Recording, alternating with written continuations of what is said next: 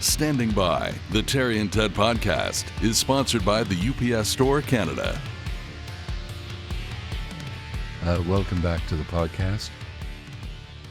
Kind of sounds like an overnight FM. Sort of a 1970s FM announcer kind of a deal. How's everybody doing out there? Not too bad. Glad to hear. Or could be NPR. It could be. Could be an NPR show. Yeah. I'm Terry DeMonte. That's Ted Bird. Standing by. That's the name of the podcast. And we have another great guest today. I'm very excited. And we're going to get to that guest in a moment. But first, we have to tell you about our title sponsor. I remember the word. How about that? Well done, sir. Thank you very much. That's the UPS Store Canada. Ted and I have been on a bit of a glad-handing trip this week. We are deeply grateful to the sponsors that we have, deeply grateful to you for downloading the podcast, of course, but also there's, a little bit of expense involved, and the sponsors have been great supporters.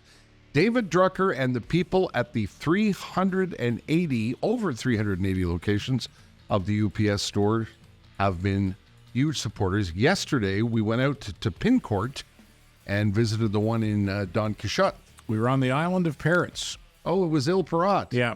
Okay, so it wasn't Pincourt. Pincourt is on the island of Parrots, is it not? Okay, yeah, there you go. All right. Well, we were on Don Quixote. Yep. And we saw Jason Liverman and his wife, Stacy Friend.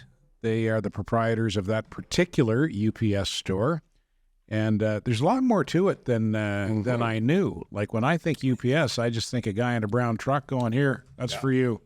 Well, we did see the guy in the brown truck. Grant pulled up with some packages, but that's where you make your business go.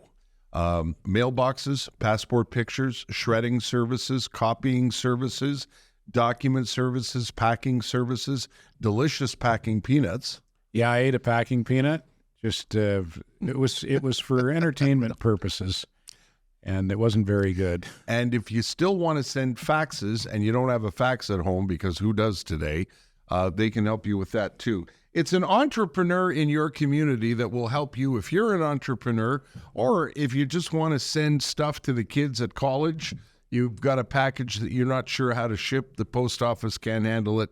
The folks at the UPS store can. You'll find a location near you no matter where you are listening to this. All you got to do is start at the upsstore.ca.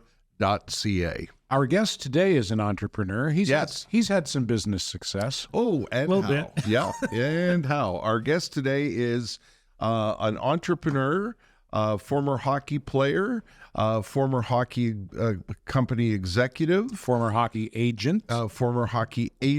Is a philanthropist, a huge supporter of the community here in Montreal, and I must come clean, also a friend of the DeMonte family. Mm-hmm. And our guest is Robin Burns. Hello, Robin Burns. Holy crap, I didn't realize I did all of that. You're quite accomplished, you know. Really are quite an accomplished man, and you will not deny being a friend of the DeMonte family. Oh, I am a good friend of the DeMonte family.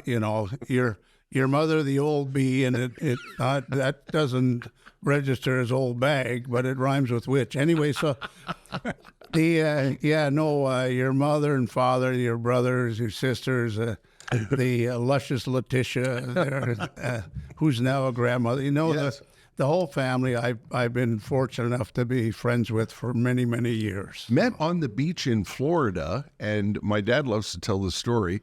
My dad was wearing a Global Television jacket that I had given him, and you approached him and said, "Hey, where'd you get that?" Yeah, no, we were sitting, of course, we were on the beach bar at the time. At the bar, yeah, of course. You have to kind of throw that in, so you have to come clean now, you're a piss tanker. But, so anyhow, no, and that's what happened. And I looked at it, and one thing led to another, and they said, "Oh, yeah, my son's in radio." And I said, yeah, good luck. And they... So they introduced themselves, and I said, "I think I know who your son is. It's not Ted Bird, but nope." So, anyways, and that started a long love affair because we've been close ever since. And my wife Franny and I love your family, and Right back at you, Robin. much more than loving your family, I love your mother's lasagna. Yeah, that I know. Listen, Bev makes a good lasagna, does she? yeah. I have to admit, I've had a lot of lasagna. Even in Italy, I've had a lot of lasagnas. And not Ted, but Terry, your mother. Yeah. Remember, she was so worried. She was coming upstate New York. Yeah. And she. That's just a great story. She was so worried she wouldn't be able to get it across the border because back in those days, that's when there was all this crap about you couldn't bring meat. Yeah. And everything. Yeah. So she hid it in her luggage, and here she comes up to the border, and she's shaking like a leaf. And she finally, when she got through, she came up to Mountain View and she explained why. I snuck this across the border, and huge tray of lasagna. So I said to her, "Well, maybe you need a cocktail." Whoa, that would be nice. Is one of the anything to declare? No. And that sounds so much. I could see your mom Absolutely. thinking that she's some kind of a master criminal smuggling lasagna across the border. But Bev, and certainly she is such the absolutely nervous type. And Terry and I were talking before we started this. What's it called? Podcast? Podcast? Yeah, the podcast. Yeah, and I said of anybody that I thought was going to have medical problems first would have been Bev. She's so hyper, and but bang. Yeah, down went Energizer bunny. Oh yeah, and down went Terry, and then the Energizer bunny, which I call his father, Lou. How many times in Cornwall did he paint his house inside out? Well, he's Italian, you know. They got to stay busy. Yeah, he finished painting it, put the brush down, and start over again, And so, but it was great, and Dean was incredible because when Dean was starting in business and everything like that, and I had been several different businesses, and he'd call me and say, "What do you think?" And so I tried to give him the best advice possible. And my brother's runs his own business, bit of an entrepreneur, and we'll get into that with Robin. And Robin has been a good mentor to my brother Dean. Well, he'd ask me a question, and unlike a lot of people that have been in business that think their poopy doesn't stink, at the end of the day, I just gave him the honest answer, and it turned, especially he had to fire someone, and he was really nervous about firing her. And I said, "Listen, Dean, if it's not in the best interest of your business, Cut it loose." Cut it. So he did, and it worked out very well. Sure has. So it was Robin, great. Listen, I want to start. You're an NDG boy that's had such a fascinating. It's one of the reasons I thought you would make an amazing guest. You've had such a fascinating road, such an unbelievable journey you've been on. And I guess it started in NDG, and you ended up very briefly having a National Hockey League. Do we call it a career? I don't know what the hell you call it, but I Sure he did. I was there. Actually, in Kansas City one year, I scored 18 goals. There you go. In the National Hockey League. There you go. And that was before. That's when goals were still pretty tough to come by, as I recall. Well, a couple went off my ass, couple went off my.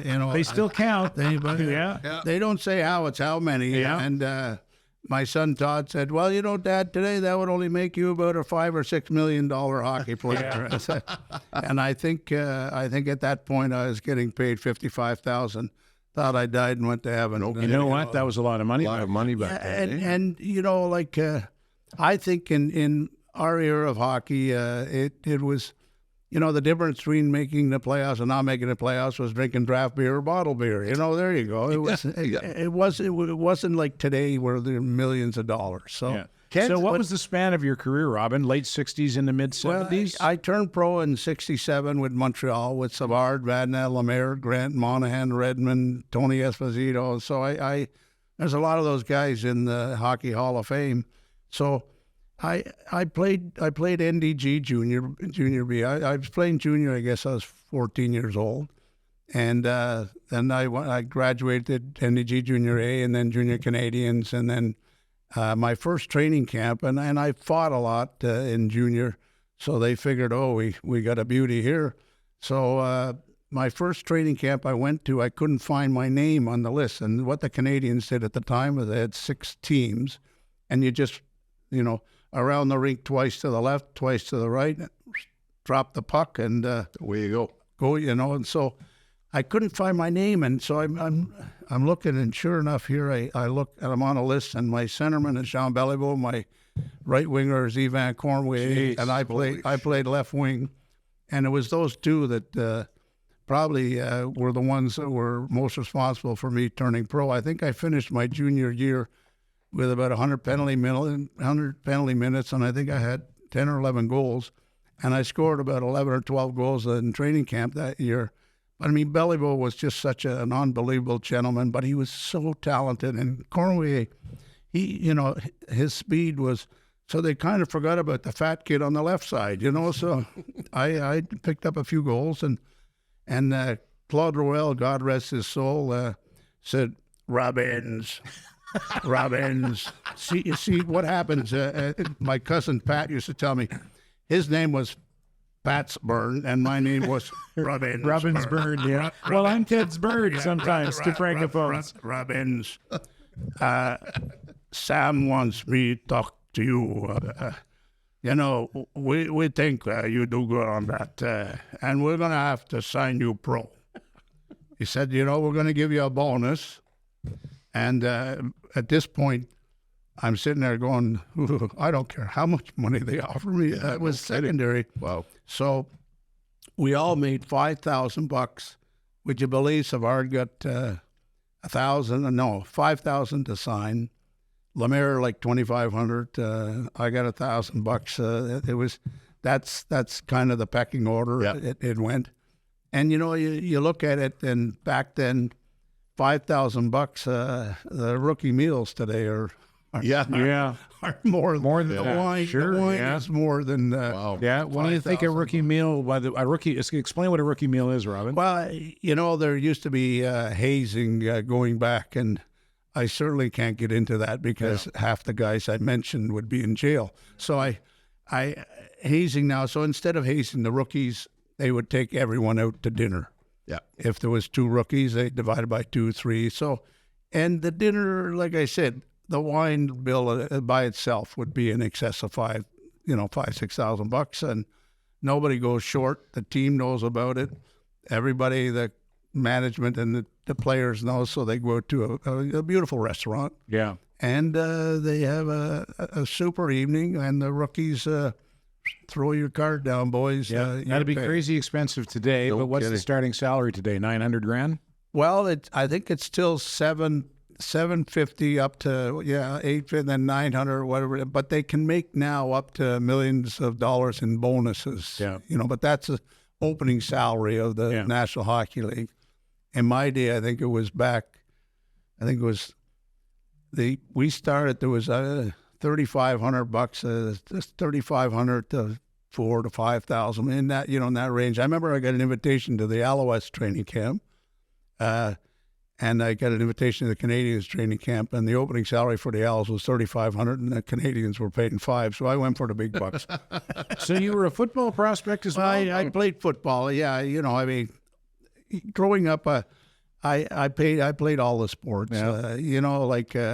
I can't stand it. I know I don't want to go off topic, but I can't stand it today when these parents, they got the kids in hockey, and then spring hockey, summer hockey, fall hockey. But I mean, That's a fool's errand. yeah, let them.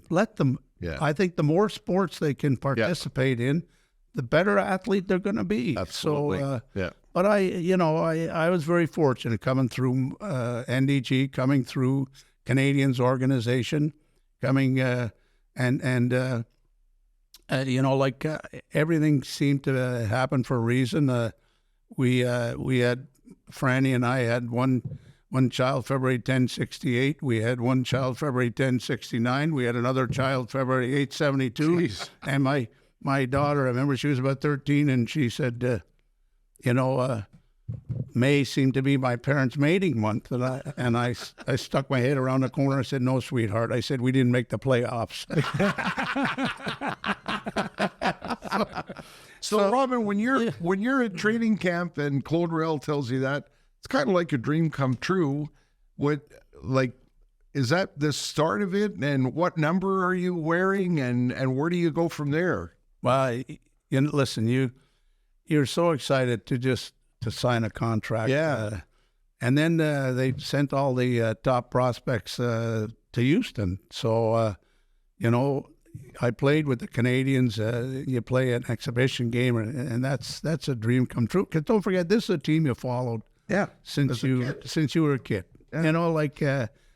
Anybody, no matter where you came from, around the province of Quebec for sure, and Montreal, 100%. And even sometimes, boy, geez, you Maritimers. Sure. Yeah, but Maritimers, boy, geez, they stuck up for them there Bruins. Well, there's some Bruins fans, but mostly Canadians and some Leafs as well. Yeah. But most of my friends growing up were Canadians. When you look at it, Montreal was first of all, they were so good.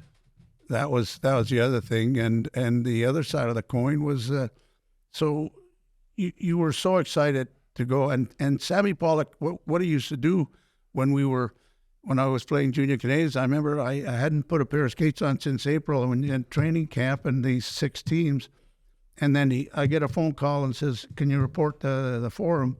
I'm 15 years old, and let's say I hadn't been on skates." And you go down, they sharpen your skates, and you're a Freddie fill-in because someone on one of it got hurt.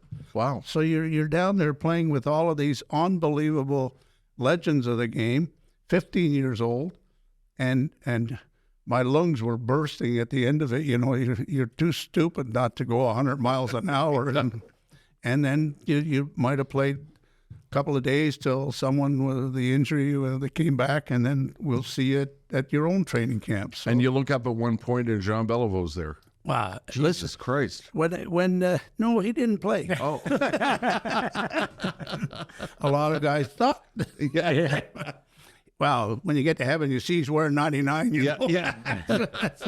But it was just incredible time, incredible period in my life where I was probably a tremendous fan, and then to be able to step on the ice there, and that was probably a highlight of I remember growing up. I taught swimming, sailing, water skiing. I skied at the La Revue Nautique Expo '67. I did the water ski show. I did all of that stuff, but just to step on the ice at the Forum was a great thrill. Did you ever play a regular season game for the Canadians? Roman? No, never got into it. I think I played 3 or 4 exhibitions. But you did play on the ice at the Forum in a Montreal Canadiens jersey. I never got a regular season game. Right. Well, still, even just being on the ice, even an exhibition game, you're on the Forum ice, you're wearing that jersey, and you're playing for the Montreal Canadiens. You said earlier numbers. You don't remember? Yeah. I asked for 9, but they didn't. Spoken for. Yeah. And then I said, well, if 9's not available, how about 16? No. Keep it in the family. But it was a different era. It was in the '60s, so it was fun. It was just absolutely. So when fun. when expansion happened? Is that when you ended up down in Kansas City? Yeah, then expansion came, and Canadians thought so much of me after I played for the Houston for 2 years, and then I played for the Voyageurs, which was their American Hockey League. Yeah. And if you take a picture of the 69-70 Voyageurs, every guy on that team went to the NHL, all but Ron Roberts. He's the only one that didn't play in the NHL off that Voyager team. Tardif, Houle, you name them. Everyone played in the NHL, which is compliment to the Canadiens Farm Club for sure. No kidding.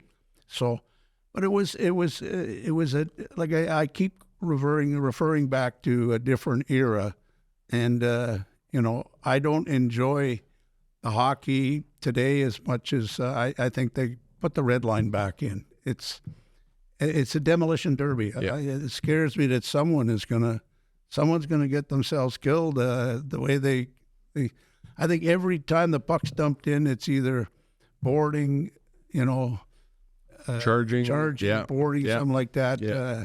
And the red line, they're bigger, they're faster, they're stronger. They've been playing 100 games since I was 6 years old. So I look at it and I think, put the red line back, and I think it'd make it a lot. So you're talking about eliminating the two-line or bringing back the two-line pass being against the rules. Like if you look at it, the guy's at the other end of the rink and they take a slap shot, and the guy just tips it, at the blue line, and they're off zooming the races. in. Yeah. So is that not mitigated somewhat though by? Well, no, I'm about to contradict myself. I was going to say, is that not mitigated by the no-touch icing? But if he's dumping it in and he's already on that side of center ice, they're going. Yeah. So it just. Ted, you grew up. Terry, you grew up with red line. Yeah.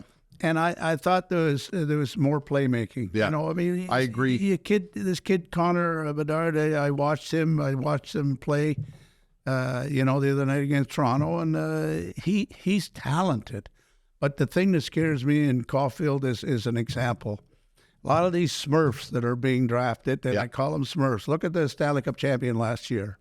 Did you see the size of their defense and the size of their players? And I think, yes, there's always room. Everyone says, well, look at Cornway, look at Henri Richard. I played with Cornway and Henri Richard. They could hold their own. And if Yvette Cornway was built like a brick shit house, and Henri Richard was as tough as you're ever going to see any smaller player. Well, and Cornway, I remember the first time I shook Cornway's hands. They're the size of a small car. Yeah, he is. Fingers like hot dogs. Yeah. And he is strong. And with his speed and everything like that. But Caulfield, I said it, and last year someone said, "What do you think?" And I said, "Unbelievable goal scorer." But I said, when someone is 170 pounds, 5'5", 6", and someone's 240 pounds, 6'3", and if a collision happens, something's going to give. Yeah. Bang, a shoulder goes, and that's what I worry about a lot of these smaller players. And for you smaller players out there that are listening to this, don't worry about it. You're going to get as good a shot today as any player. Yeah. But I worry that that people like Connor Bedard, who has talent, unbelievable talent, scoring goals. You watch him with the puck heads up. He makes unbelievable. But somewhere down the line, he's gonna be turning left and look right. And how do you think Gretzky survived all those years without serious injury? Don't forget, Gretzky was also very, very a deceptive type of player. Like when he set his office up behind the back of the net and everything like that. But Gretzky had eyes in the back. Like he didn't get hit, and when he did get hit, he had some injuries. If you remember, someone clocked him cross-check. Keith McCreary Jr. I remember that. So there's an example of a guy. But Gretzky was a unique player that could sense where, and people talk about hockey sense. Hockey sense is going where you think the puck is going to go, and it usually goes there. And you see Bedard has that, Caulfield has that, Suzuki has that. That's something that can't be taught. And then someone says, he's the best stick handler I've ever seen. And I go, you can be taught to stick handle. You can't be taught to skate. Skating is still the number one. But, like all these guys today, oh my God, they train all summer. They train unbelievable. And I was working out with a guy with Mike Matheson when he was in university, and David Arsenault had a group of NHL players and what they would do and work out and everything. We never trained like that. No. Ran from the car to the bar if it was raining. you know. So, but here again, different era, different way of looking at things. But you know, like the balance of the league today is, you know, it's incredible. What was it like when expansion first arrived and you're playing hockey in let's be honest, Kansas City, not a big hockey market, especially back then, Colorado, those kinds of places. Oh, was it tough, Robin? Well, you didn't have to worry about being recognized. That's sure. True. You know, I went to a couple of Chiefs games. We went to the Royals games, and you know, they'd introduce us, and the crowd would politely go, "Oh, yeah, love it." Yeah. Who? And we'd come out on the ice, and you know, it'd be a packed house of 6,000. You know, Kemper Arena held 18. So you know, and here's a story I never forget. There's up in the stands, and I'm in Kansas City, and this father that I knew, he said, "Bernsey, can you give me a puck?" So I said, towards the end of the period, I said, you know, so I skated, and they were off to the side, so I could flip it. So I flipped it up into the stands, hit the kid right in the head. Oh no! Father missed the puck. The son split him open for 3 or 4. How do you feel? You know, can you get my son a puck? Yeah, no problem. But yeah, Kansas City was an unbelievable place, beautiful place to live. The George Shore, who owned Shore Tire, was one of the owners, and he actually paid out of his pocket the last 2 paychecks. Wow. Because, you know, the money wasn't there. Yeah. Yeah. And they're talking about going back. I think it would probably sell more today. But yeah. Are they talking about expanding back to Kansas City? Yeah, there's Kansas City. They used, you know, all these places where they had hockey before. And it's funny, there's more pro teams in the state of Texas. Is there really? I didn't know that. Yeah, more pro hockey teams in the state of Texas than any other state. Well, they went back to Colorado and made it work there, didn't they? Yeah. Well, you know, like they left. Everyone says, you know, when Pat's Byrne, when he won the Stanley Cup, we had a big party, and I got a picture of him hoisting the Stanley Cup, and he handed it to me, and you know, if you touch the Stanley Cup, you'll never win it. And he was very gracious. He said, "Robin, you'll never win it." Yeah. I think it. Mind you, I was his agent at the time. So, you know, big story about being agent. Harry Sinden, I remember Pat was, when we went to Boston to sign with Boston, and we were sitting there, and I was looking for a four-year deal, and I also had LaPerriere, and I was looking for a 4-year deal for both of them. And so we'd gone into negotiations, and I was in the room with a young lawyer, and he said to me, "Now, what law school did you graduate from?" I said, "Law school?" I said, "My best 3 years of high school were grade 8. Are you kidding?" And he looked at me and he said, "You don't have a law degree?" I said, "No, I didn't know you needed a law degree to negotiate a contract." So there was about 5 different clauses left, bonus type of things. And Harry made the mistake of calling a news conference for 11 o'clock that morning. This was about 20 to 11. I looked and I knew time. So I could all of a sudden knock on the door. "How's it going, Harry?" I said, "It's fine." Mike O'Connell's sitting there. He comes in and what do you have left to do? And I said, this one. Okay. Now I have Pat waiting downstairs in a taxi because of the press conference at 11 o'clock. So now it's 10 to 11. We got another 3 or 4 things to, all of a sudden, a little knock on the door again. Can we move this along? So he had every radio and TV station sitting there now. 5 to 11. Now they're knocking on the door. Now Harry opens the door. All right, what the F are you looking for? You know, it's just this one, this one, this one. All right, give him the effing thing. So he said, where's Pat? I said, he's downstairs in a taxi waiting. Well, get his ass up here. So he comes up, gets in the elevator. Hey, Bernsey, welcome to Boston. Anyways, up he comes, the big press conference. And afterwards, in between Michael Connell's office and Harry's office was like a little hallway with a bar. So we made a drink, and he turns and we all have a scotch or something, and he gives it this one. How come you spend so much time on all these bonuses? I said, well, to tell you the truth, Harry, you put a time limit on yourself. What do you mean? I said, you called the press conference for 11. You son of a bitch. You got played. So he said, do you do this on a regular basis?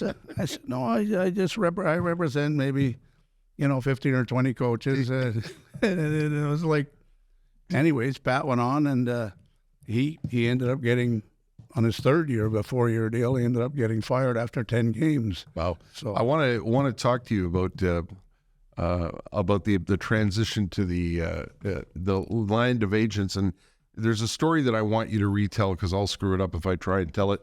But we have to take a minute to talk about Sugar Sammy, who's another one of our sponsors. We have a few sponsors, Robin, so you'll have to be patient with us. Listen, you go right ahead. Sugar Sammy, I don't need to tell you who that is. If you're listening to this podcast and you're a Montrealer, and I know most of our listeners are, Sugar Sammy is quickly becoming a legend in the comedy world and currently has the bilingual show On the Road. As we record this in October, he was in Winnipeg last night. Ted and I saw the show at the theater in the spring, and it just, every time you see Sammy, it just gets better and better and better and more powerful. He doesn't spare anybody, and if you have a sense of humor, you know he means no malice. It's one of the great things about Sammy is his humor is biting without being mean. You know what I mean? Well, he's got that great combination of confidence and likability. Yeah, there you go. And absolutely. Really, I think are essential in stand-up comedy, and he's got them in spades. And he's just selling out everywhere. Yeah. He's selling out everywhere. And he's doing the bilingual show across the country. Yeah, Winnipeg and Calgary and Vancouver. I'm going to see him in Vancouver actually next week I'm going to see him. He'll be back in Montreal in 2024. The January shows are already sold out, but they're adding February shows. Make sure you get your tickets soon, though, soon as in 5 minutes ago, because those are going to sell out fast as well. Go to sugarsammy.com. You can see when and where he's playing, and it's money well spent. I don't know what the tickets cost, but I know they're worth it. Yeah, it absolutely is worth it. It's not going to break the bank because stand-up comedy remains the best bang for your buck in live entertainment. And it's an innovative show. I remember years ago when he talked to me about it and said, you think I could get away with a bilingual show in Montreal? And at the time, it seemed like genius. And it turned out to be genius because, he would put on a series of shows and they would sell out, and he'd put on another series of shows and they would sell out. The proof is in the attendance. sugarsammy.com. Make sure you get your tickets and see him while you can. Our guest is Robin Burns. Robin, can you tell the story? If I recall, I think you and Franny were either in Kansas City or Colorado, and didn't you have to take a young French-Canadian goaltender in or invite a young French-Canadian player in for dinner? Yeah, well, you were trying to help him with the his spaghetti dinner story. Yeah, and you can say fuck Robin because it's a podcast. Yeah. This is such a great behind the scenes hockey story. It was in Hershey, actually. Oh, Hershey. Okay. It was in Hershey, Pennsylvania, and Denny Edel was a rookie goaltender, and Denny only spoke French, and really a smidgen of English. Learned on the ice and in the dressing room. With every swear word, and So Franny says, why don't you invite Denny over for, some dinner? So I had the 3 young kids sitting there, Pete, repeat, and almost made it. They're sitting around the table. And Denny comes in and, he instead of calling her Fran, he called her France, Hello, Fran. So anyways, he sits down at the table with my kids and Fran and I, and with conversation, translation, and everything like that. So then he finishes this dinner, and with the most sincere appreciation for a home cooked meal, he turns to my wife and says, "You know what, France? That's the best fucking spaghetti I never had." And Fran was being gracious. "Oh, you're so welcome, Denny." And I'm joking. No doubt. Joking. How did the kids react? So, the kids were all small and their eyes were like this. We don't use the word around the dinner table too often. So, but in Hershey we had a trainer called Scotty Alexander, and I brought little Randy over. And now at the time, 70, he was 6. He was about 5 years old or so, 5 years old. So I brought him over.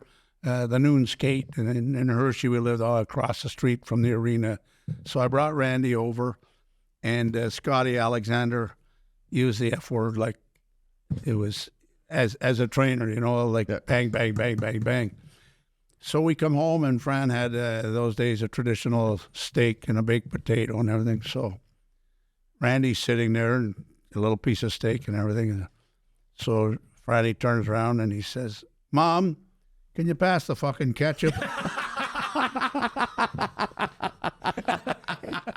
he's by. Fran looks at me and she goes, "He's not going to that rink with you anymore." So, but then and with little Randy asking for the fucking ketchup. Well, you tell that story so well because you speak French or Montreal, or you have the accent down, and you were doing your best to help the kids speak English and get a home cooked meal. It's a great Quebec story. One of my favorite parts of that story is the best fucking spaghetti I never had. Yeah, and that's how would you say that in French? Is j'ai jamais eu? Is that it? J'ai jamais mangé. Wow, jamais.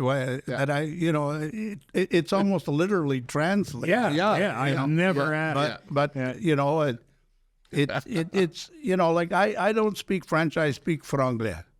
You speak NDG French. Yeah, but you speak it enough that they would send these young French Canadian players to your house, right? Yeah, we would like I played with these anciens Canadiens, and we would play in Saint Jean Louis, the rubber boot, throw a tip, and no matter where you went, you'd make out the you take all this separatist crap right out of the picture, and the average Quebecer, as well, the average person Doug Harvey, God rest his soul, he couldn't speak French very well, and this guy brings his boy, and you could see, he said, "Mr. Harvey, my son, me I love watch you hockey number 1, but my boy, please make the sign."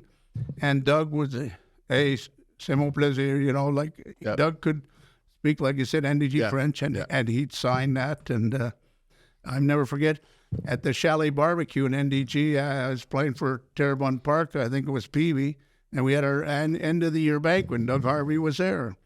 And after I'd got about 5 autographs, went up in line, went back, went up in line. Went back. Doug finally looked at me and he said, "Are you selling these or something?" But I mean, it was just like you travel around and the des anciens pros. I remember Guy Lafleur, myself, and 3, 4, 5 other guys. We convinced him to go back to the NHL. We were playing and with teams, and he could still outskate. You're talking about Guy? Yeah, Guy Lafleur. Yeah. He was playing with des anciens pro, and we'd sit there and just say, "You're too good." Guy, why are you? Because he had that little argument with Lemaire. Yeah, and he kind of, said, the hell with it, I'm done. But playing les anciens pros, he was head and shoulders above anybody in skating and shooting, making us all look bad. So we said, Guy, why don't you go back? I don't know, too many other gentlemen, but we made some calls, and he ended up going to New York, and I think he played 2 in New York and 2 more in Quebec City. For you know what he told me when I met him a bunch of times and was lucky enough to interview him a couple of times, and what he told me about New York, Robin, I said, "What was your favorite thing about being in New York?" He said, "I got to do my grocery." Yeah. And I said, "What?" Yeah. And he said he loved the fact that he could go to a supermarket and just do groceries. He had some anonymity. That was a simple pleasure. but- Nobody bothered him. when you look at it, Guy Lafleur, in Quebec, No. no matter where he Nowhere. You're not getting groceries. No. Well, Quebec, actually Canada. we played Newfoundland, and they were lined up around the block to get in, and we went to this banquet afterwards, and I felt bad for him, and to his credit, God rest his soul, he stood there or sat there and signed, like, must have been, without bullshitting, an hour and a half, just signed, and the people of Newfoundland were lined up around the block to get in, and they asked us to stay.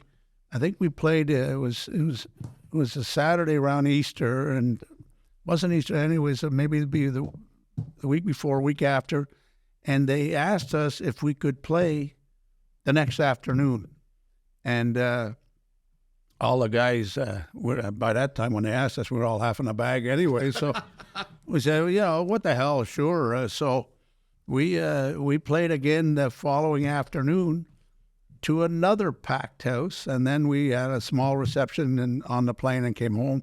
But Guy Lafleur was idolized, absolutely idolized, and I could understand that story, that he could go do his groceries. Yeah. He certainly couldn't anywhere else. When he passed away, I don't know how many hundreds of pictures I saw on Facebook of people posted of them having their picture taken with Guy Lafleur, and he was smiling in every picture. Yeah. He smiled in every picture. He never looked like it was a pain in the ass. He never looked like he was not happy to do it or that he wanted to get out of there. He always had a smile on his face.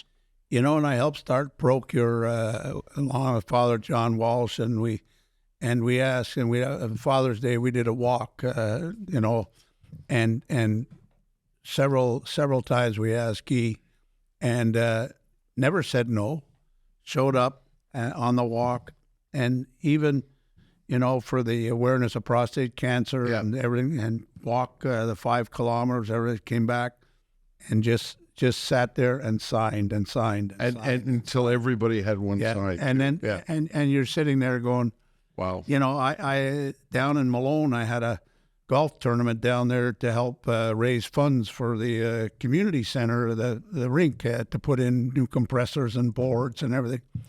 And I remember I had sitting around, I had Elmer Locke there, I had Dickie Moore there, I had let me see, around the table, Phil Goyette, Dollard Samarra, and then I had Sam Echeverry, Peter Delariva. Anyway, sit around the table. I think there was something like 22 Stanley Cups. There was, I think 4 Grey Cups. And to this day, it was the most expensive tournament. I think it was $500 for a foursome, and a small town like Malone, 2 courses were sold out like that, and it was just, and the guys never said no. And Elmer Locke and Dickie Moore, all these like Hall of Famers, never said no. I won't mention the player's name, and he was from that area. I spoke to his agent. He said he'll come, but he needs $5,000. Oh Christ! Wow. And Jesus. I said to him, do you know who's coming? And I said, and you're asking me for $5,000? Yeah. You know, and I just said, forget it. Anyways, the next day, the tournament was on the Friday, and the next day, Saturday, he showed up and played golf at that golf course, and I just said, you know what goes around comes around. I just can't believe it. Good of you too to keep his name off the books. I want to move. So it's tryouts, hockey career agent. Now you're with Lang. Is it Lang? You're the president of Lang. Well, I started with remember Lang hockey skates? Sorry, Sure. Robert. Yeah. No. With Lang, the molded skate, which it looked like a ski boot with a blade. Well, the actual first was a carved up ski boot with a blade on it. It was up in St. Jerome, and Phil Shirella, God rest his soul, and then Bob Lang came, and who was the one that actually had to put down the side of leather boots to stiffen them. And then he ended up making a mold, and so CCM had screwed up on the toe caps, and they asked me if I wanted to try this skate. And I knew Terry Harper from Monday night or Tuesday night hockey in the summer, and he said, "Burnsy, you're full of shit. You could sell ice to Eskimos," and I said, "Yeah, but it has to be flavored." But so he said, "Can you help us with this skate project?" So we started off, and the project got underway, and the Lang skate then formation one way or another, and then a guy came in, Hugh Benke, with this all metal blade and with stainless steel on it, and I tried that out. I said, this thing turned sharper than anything I've ever skated on in my life, but you have one problem with it. I said, what? So Phil Shirella took a marker pen and put the hole in the middle. They didn't have a hole. It was just a complete... just one. So they made that out of polycarbonate, and then, of course, polycarbonate, when you rubbed any oil-based product on it, the polycarbonate would fall apart. So, of course, guys were sharpening skates and waving it, and these holders were falling apart.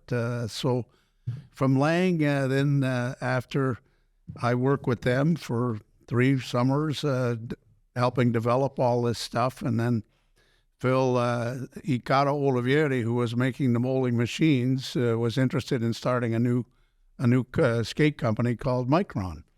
And so after Colorado asked me how my skiing was, I figured I had a first clue that was going to be the end of my hockey career. So I came back, and we started Micron, and you're running the company. You're the president of Micron, and I was CEO of that company. No, I started off. So there was 2 of us. So Phil was president. I was assistant to the president. Okay. Well, I'm no idiot. I figure, if you're going to be president, I can be assistant to the president. Since there was only 2 people in the company, so Olivieri was a genius when it came to molds, and so lo and behold, we started this whole thing, the skate company, and one thing led to another, and it was really a spring. And we were selling at one point a guy in Finland, Kari Laudikainen, beautiful man. He brought in 6 pair, and we ended up we did, I think, about 1 million pair. 2 years later, we're doing like 1 million pairs. So you're running this company at this point, and at what point does iTech become a thought in your head? I was playing hockey in the summer of 82, 83 or something, and I got nicked in the eye. Okay. And I was bleeding, and Red Story, he was refereeing, and I said, Red, there's got to be something to protect people's eyes, because I said, we're out here paying to play. So I just married technologies. I studied technologies of polycarbonate, and to be properly polished could be optically correct, and so on. So I went down that road, and and got a mold made in Woodland, Illinois, and I couldn't. The mold was supposed to be ready. Oh, I think it was. I left Micron. I had a retirement. I retired from hockey. Then I had another retirement for Micron, and the mold was supposed to be ready for the first show in February, and it wasn't ready. Wasn't ready, and so I just the one that we had out of the mold. We put it in. We called it for balloon ballet, which was broom ball, and that one fell off the shelf and smashed on the floor. And what are we talking? We're talking about the full clear shield. Full clear shield. So it fell on the floor and smashed. So I had Consumer and Corporate Affairs knocking at my door. They total recall of I had sold 5,000 of these things, and total recall, and we're done. And I was going to bed that night, and I said, Lord, you got to help me here, because I said, I don't know what the hell to do now. And I said, but I'll tell you what.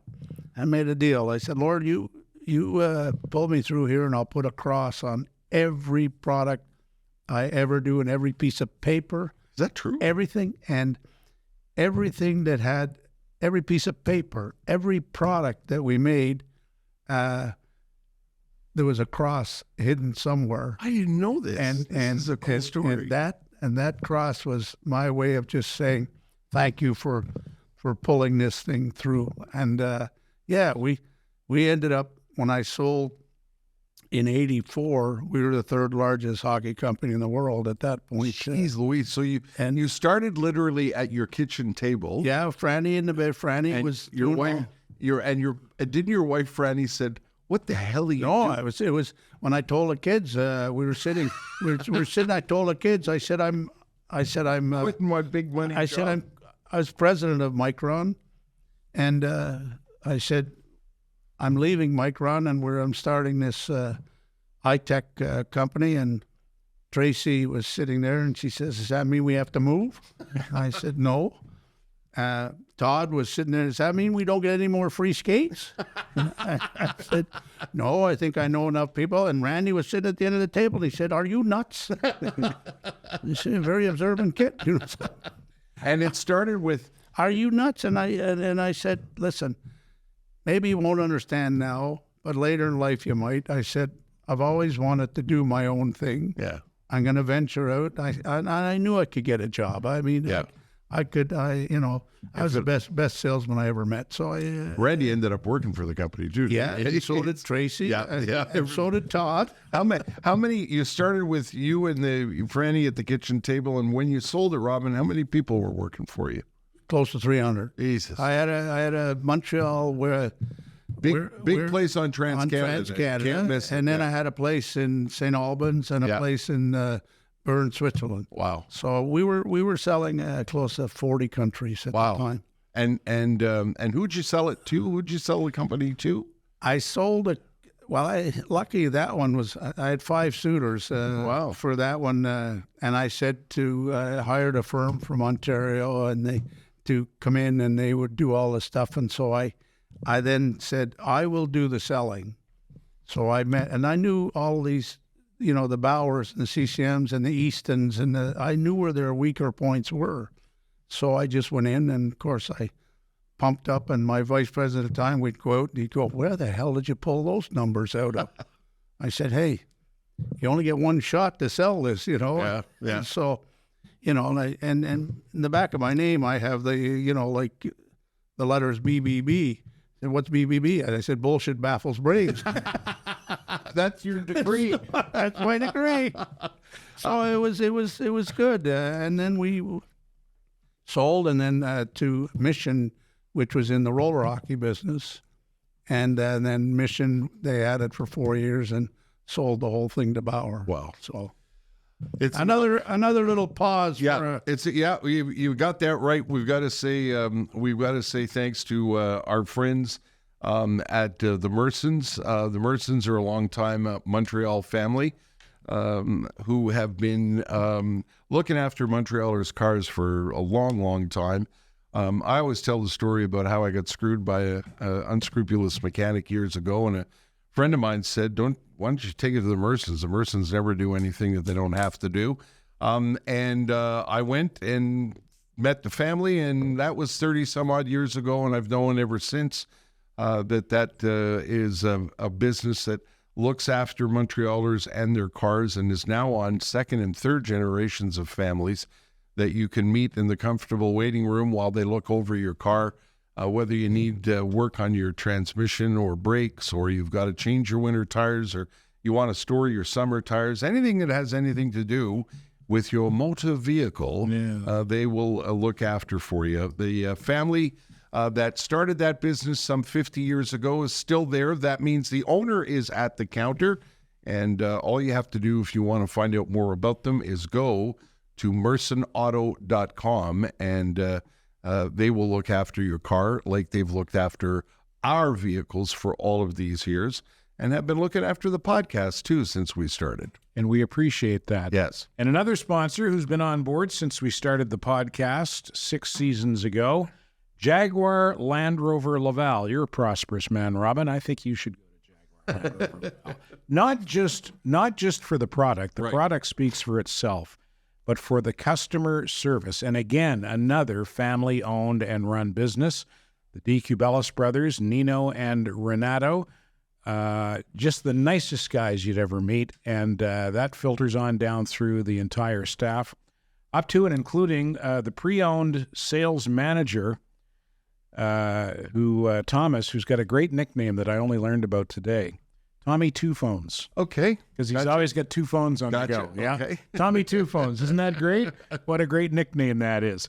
If you want brand new, you can get brand new. If you want to look at pre-owned, they've got a beautiful inventory of certified pre-owned Jaguars and Land Rovers. They look brand new, those things. Oh, my God. The one that the loaner that they gave me to ferry you around town, it's like a brand new car, right? Absolutely. It's a 2020. Yeah. It's a 2020, and there's hardly any mileage on it at all. Yeah. And they've got a pre-owned showroom full of vehicles like that. Beautiful, beautiful quality, high-end luxury vehicles. If you're going to go down the luxury vehicle route, go to Jaguar Land Rover Laval, look around and meet the people before you make a final decision. I think you'll like who you meet and what you see. JaguarLaval.ca and LandRoverLaval.ca. Robin, you touched on this when we started the podcast.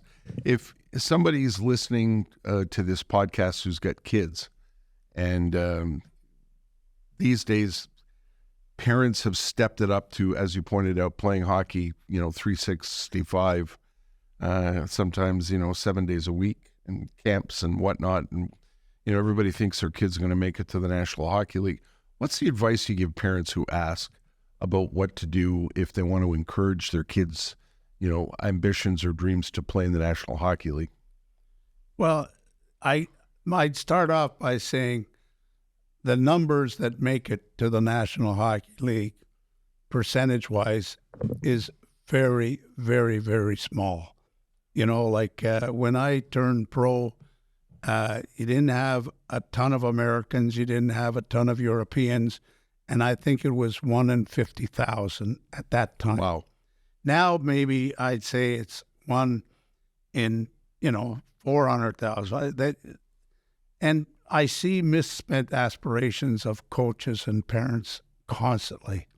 I see kids that are playing novice, coaches getting paid $5,000 a year.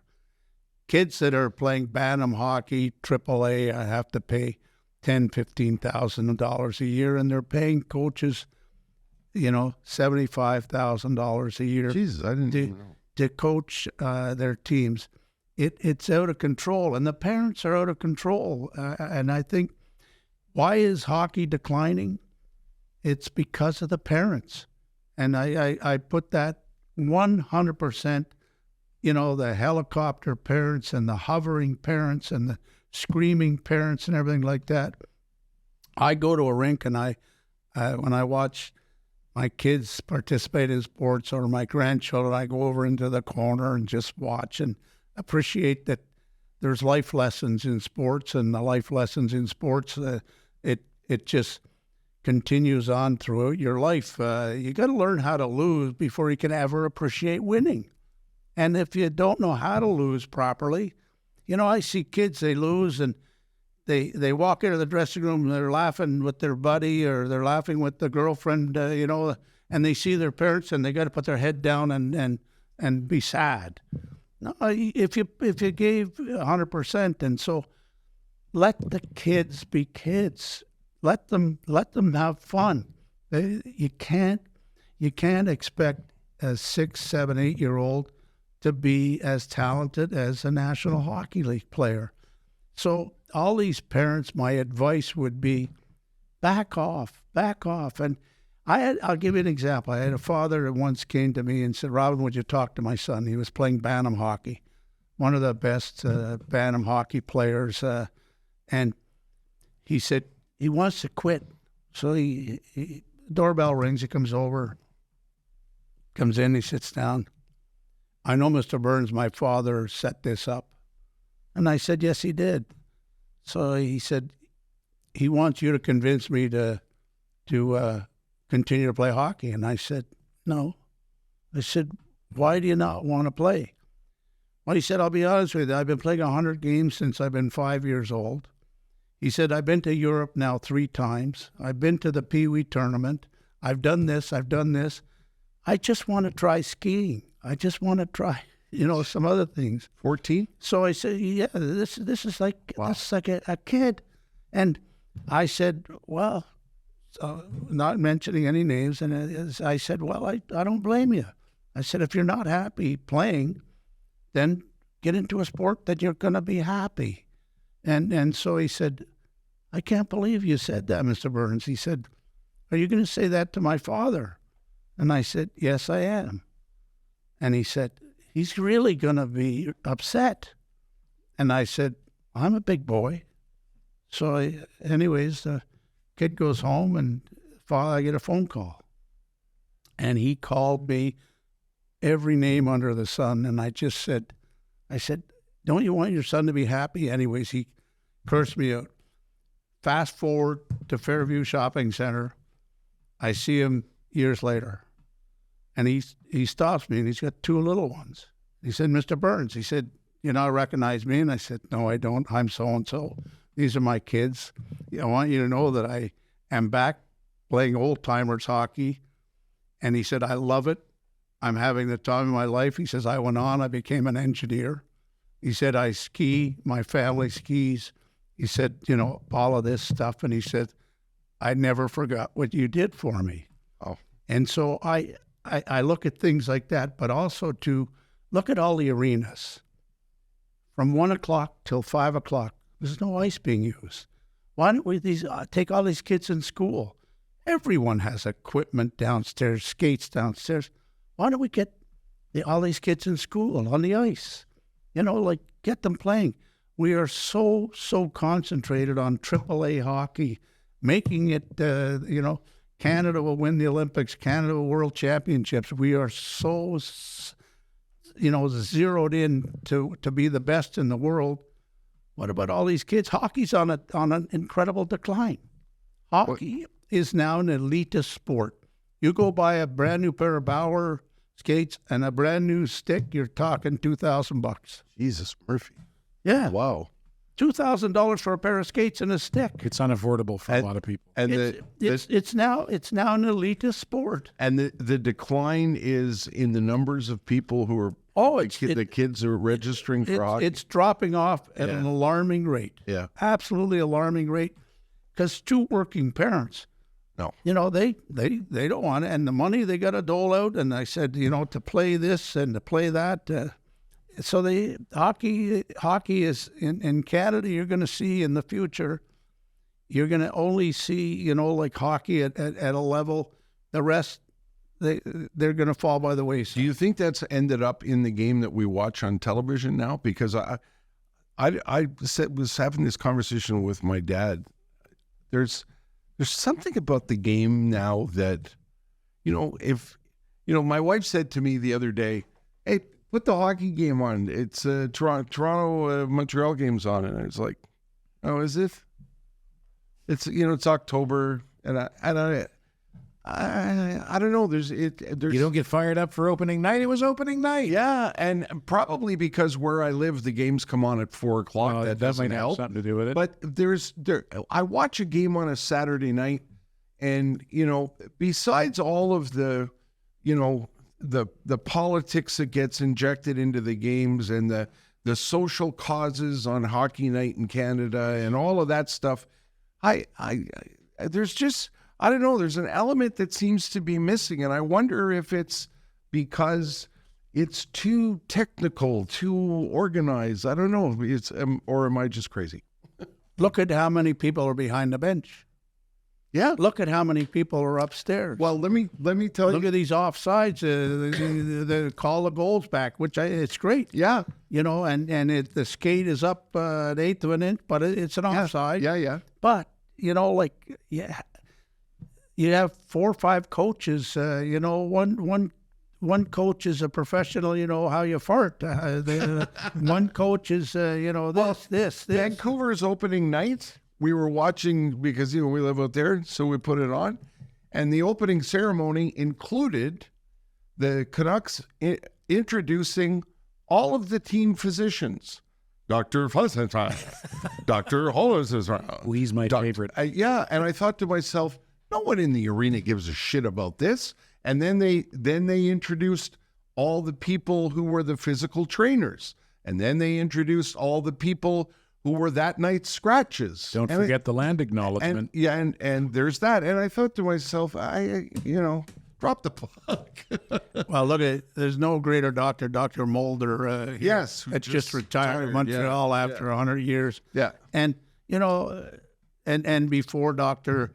Mulder, you had all of these.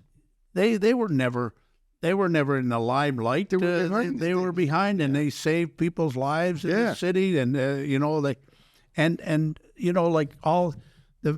every coach and everything like that. There's too many. Yeah, there's too many. It's too big a business. But don't forget, I guess I don't know. It is big business. Yeah. It's big business. They're paying these kids millions of dollars, not thousands. They're paying them millions. So, if you got a hangnail, take care of it. Yeah. Because God forbid the hangnail gets infected, you can't play. Do you still watch every Saturday night? I'm a hockey fan. Yeah, okay. I'm a hockey fan.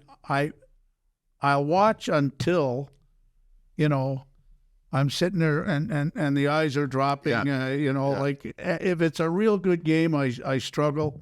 But I'll hit the Sealy Posturepedic, before the game's over, and then I'll see the highlights in the morning. But at the end of it, I still love the sport. Yeah. I still love the game. Sport's been good to you, Robin? Sports has been my life. Yeah, and been good to you. Franny, God love her. She moved 20 times in 10 years with me. She had a son in Houston. She had a daughter in Montreal, a son in Houston, a son in Hershey.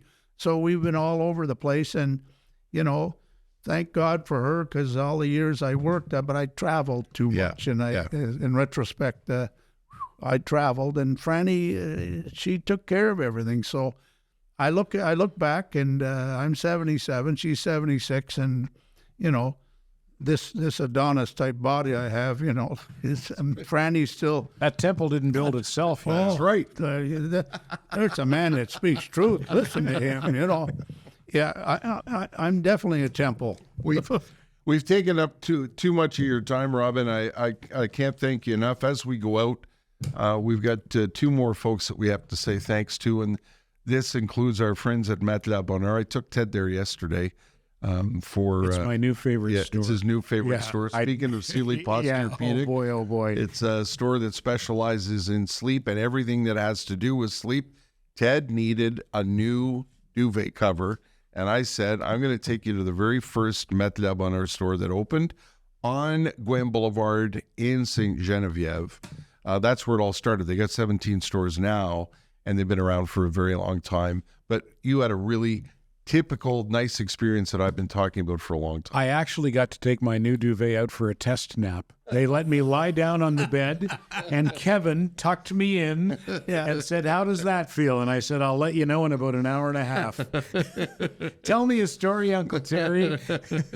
Fantastic, fantastic spot, and great customer service.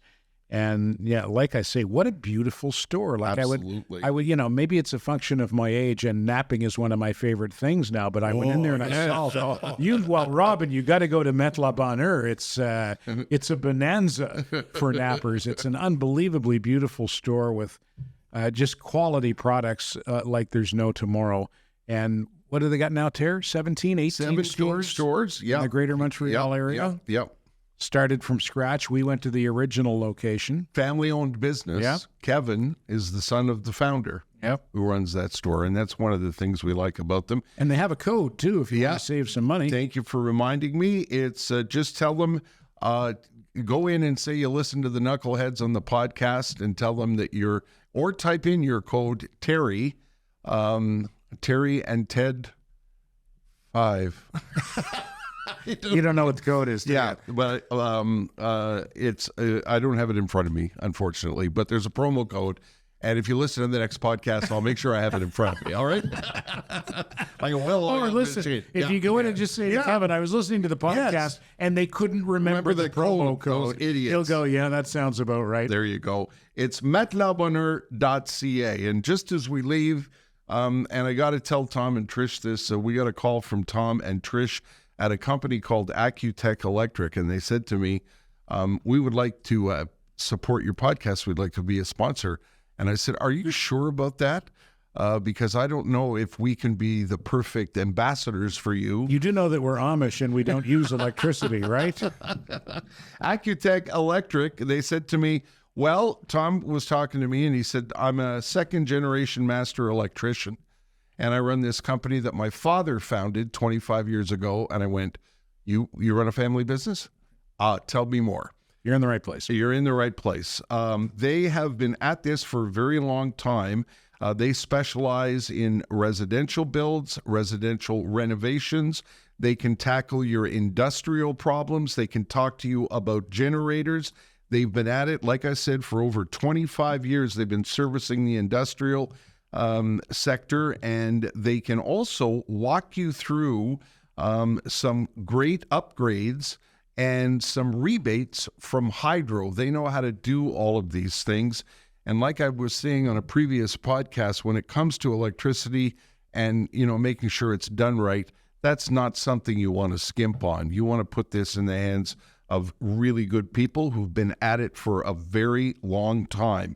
Accutech Electric. Like I said, family-run business, been at it for over 25 years. Proud to have them on the podcast. Thrilled that they think we would be a good spokesperson for them. Like I said, I know where the fuse box is, and that's all I know about electricity. Yeah. Maybe they should come and look at your 47-year-old house. This guy, with all the success he has, he still lives in the same house he bought 47 years ago. Yes. Yeah. Got it for a bit of a song, too, It has increased in value. Yeah, a little bit, I'll bet. One terrible mistake, though. I left it in Franny's. If I could turn the tables on you guys for one little... It's amazing. It's amazing. Let me quickly give you Accutech Electric. Their website is accutech.ca. Yeah. And, I've watched you guys, and you have some incredible sponsors. We sure do. And sponsors that have been with you for years and years and years. Yes. Both of you, i.e. like Merson and that. And I can only tell you that these people, they jumped onto your podcast because of the history that you both have. And you both are so professional and so easy to deal with. It's incredible. Oh, thank you, Robin. And so at the end of the day, these podcasts are becoming more and more and more popular because you can say, truly incredible instead of bullshit the other way around. So I just a tip of the hat to the both of you that these people, they see the quality and it's really great to Thank you, Robin. absolutely see these podcasts growing. Thank you, Robin. Thanks, Robin. Please give our love to Franny and the rest of the family. You to the old bitch, the old. Yes, I promise I will. Yeah, and then don't forget the Energizer bunny there, Leaping Lou. Yeah, I will. He's going to get up out of his bed and come looking for you if you keep bad-mouthing his wife. You do me a favor, go get a little paintbrush somewhere, just put it in his hand. And then, anyhow, Our very special guest, Robin Byrne. Robin Spur.